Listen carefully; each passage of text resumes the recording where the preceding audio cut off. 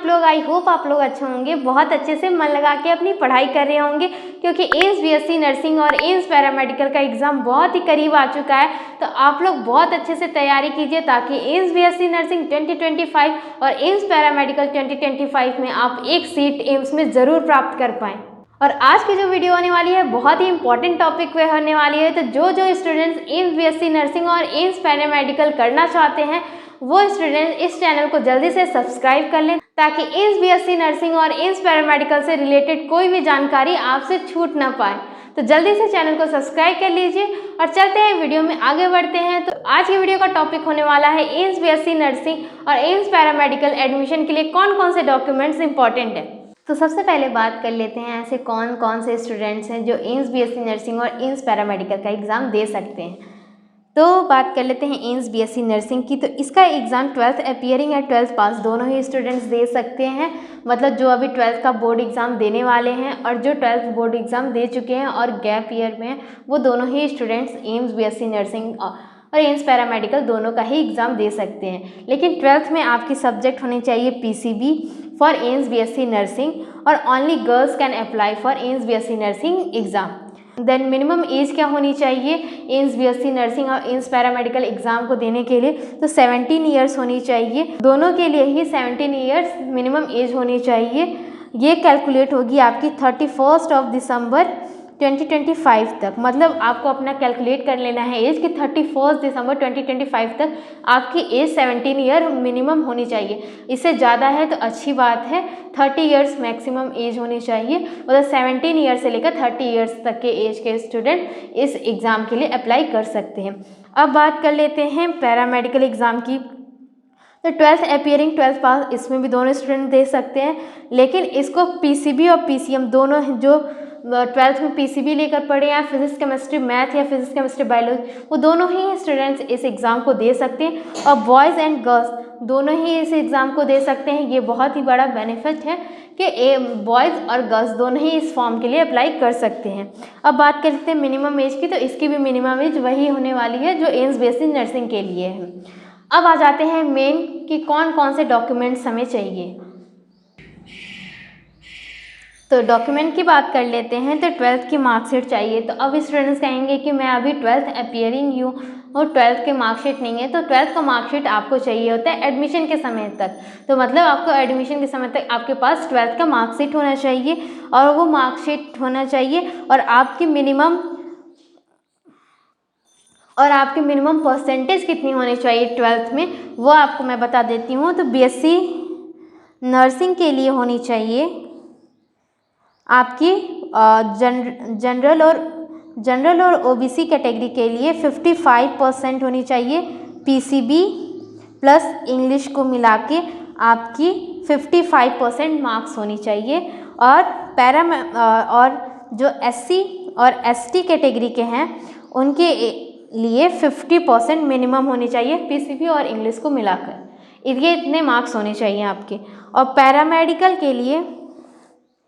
Paramedical students के लिए general और ओबीसी के लिए आपके चाहिए 50% मार्क्स और एससी और एसटी कैटेगरी वालों के लिए चाहिए 45% मार्क्स। ये भी होना चाहिए पीसीबी और पीसीएम प्लस इंग्लिश। मतलब ये मिला के आपके 50% और 45% मिनिमम मार्क्स होने चाहिए पैरामेडिकल के लिए। और बीएससी नर्सिंग के लिए होने चाहिए जनरल में 55% और एससी एसटी के लिए 50% मार्क्स होने चाहिए। ये मार्क्स होने चाहिए। 10th के मार्क्स कितने भी हो कोई मतलब नहीं है, 10th का मार्कशीट होना चाहिए। और होना चाहिए डोमिसाइल के लिए आपका आधार कार्ड होना चाहिए और डोमिसाइल सर्टिफिकेट होने चाहिए। मतलब क्यों होता है मूल निवास प्रमाण पत्र, ये होना चाहिए आपके पास। अब आते हैं कास्ट सर्टिफिकेट पे। कास्ट सर्टिफिकेट को मैं अभी अच्छे से एक्सप्लेन करूंगी क्योंकि मैक्सिमम क्वेरी कास्ट सर्टिफिकेट को ही लेकर होती है। फिर आ जाते हैं आपका एक पर्सनल ईमेल आईडी होना चाहिए। तो जिन स्टूडेंट ने अपनी कोई ईमेल आईडी नहीं बना रखी है उनसे रिक्वेस्ट है कि वो अपनी एक पर्सनल ईमेल आईडी बना लें जिसका यूज़ वो फ्यूचर में कर सकते हैं।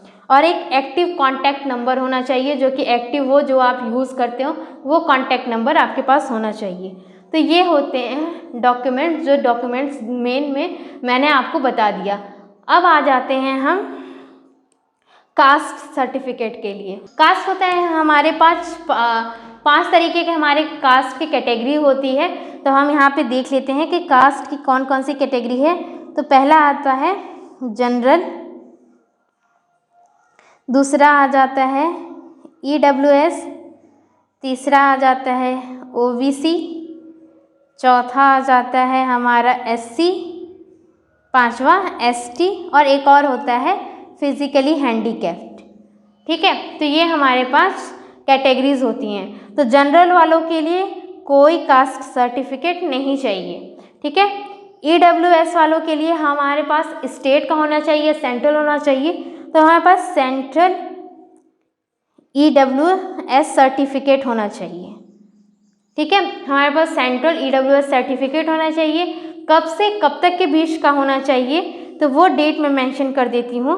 तो आपके पास जो EWS सर्टिफिकेट होना चाहिए वो होना चाहिए 1 अप्रैल 2025 से लेकर आपके जून के फर्स्ट वीक 2025 तक, इस बीच का आपके पास EWS सेंट्रल सर्टिफिकेट होना चाहिए। अब बात कर लेते हैं OBC की। तो OBC के लिए भी आपके पास सेंट्रल OBC सर्टिफिकेट होना चाहिए। ये कब से कब तक के बीच का होना चाहिए, ये होना चाहिए आपका 8 या 9 जून 2024 से लेकर जून 2025 तक का। मतलब इस आपके पीरियड के बीच का अगर OBC सेंट्रल सर्टिफिकेट होता है तो ये पूरी तरीके से मान्य है। तो आप देख सकते हैं मैंने EWS और OBC दोनों का ही बता दिया। अब बात कर लेते हैं ST और SC के लिए। तो इसके लिए भी सेंट्रल सर्टिफिकेट चाहिए होता है, बट इसका कोई कभी कभी बना हो सकता है, इसका कोई डेट मेंशन नहीं होता है। और फिजिकली हैंडीकैप्ड के लिए आपके पास लेटेस्ट होना चाहिए सर्टिफिकेट, और इसके साथ ही आपका एम्स में पूरी तरीके से जांच किया जाएगा कि आप हैं सच में फिजिकली हैंडीकैप्ड या नहीं। तो ये हो गया एक complete information about the documents, जिसके लिए आप लोग की बहुत ज़्यादा क्वेरी थी। तो इससे रिलेटेड वीडियो भी आ चुकी है, तो आप लोग ज़रूर देखिए। अगर इसके बाद भी आपकी कोई क्वेरी होती है तो आप बेझिझक कमेंट बॉक्स में कमेंट कर सकते हैं। कोशिश करूँगी आपकी क्वेरी का रिप्लाई करने का। अगर मुझे लगा कि वीडियो बनानी चाहिए तो मैं एक सेपरेट वीडियो भी लेकर आऊँगी। तो आज की वीडियो में सिर्फ इतना ही। मिलते हैं आपसे नए वीडियो में, तब तक के लिए बाय बाय, धन्यवाद। और जिन्होंने चैनल को सब्सक्राइब नहीं किया है जल्दी से सब्सक्राइब कर लीजिए। Bye bye.